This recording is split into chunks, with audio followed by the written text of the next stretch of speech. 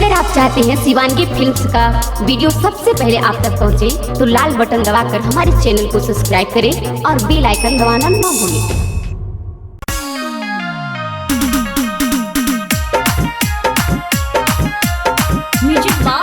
DJ विकास सीतामढ़ी। अगला जन्म ने पैदा ले में कुती गे,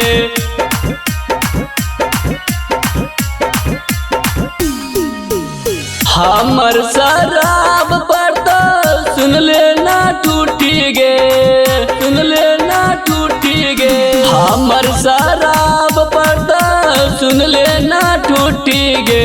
आगे मरा मी तो अगला जन्म ने पैदा ले में कूदी गे, आगे मरा मी तो अगला जन्म ने पैदा ले में कूदी गे।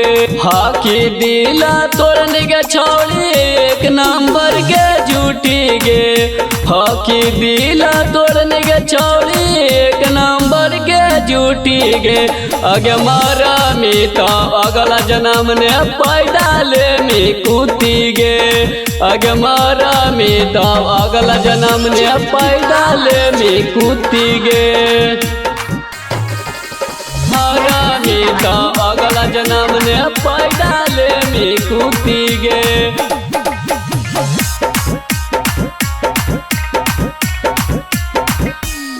छौड़ी देखी के मौका मारही चौका पे नी नजरिया गे, हे छौड़ी दई के धोखा ठीके न कोई नींद के दर्दिया गे, के धोखा ठीके न कोई नींद के दर्दिया गे।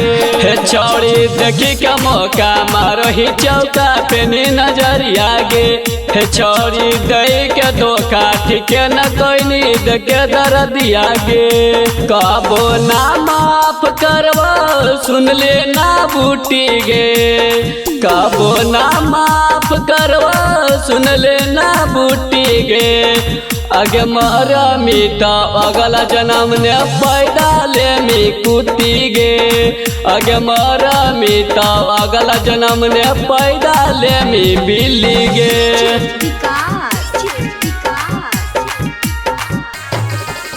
मरा मी तो अगला जन्म ने पैदा ले में कूती गे।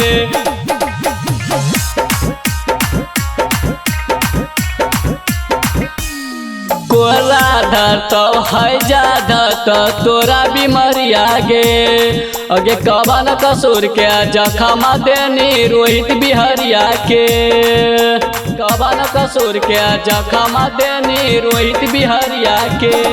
अगे कोरा धर तो पिलुआ पर तो तोरा बीमारिया गे, अगे कवन कसूर के जखमा देनी नंदन बिहारिया के। लालन के बाय बाय करो हनी छुट्टी गे, बंटी के बाय बाय करो हनी छुट्टी गे।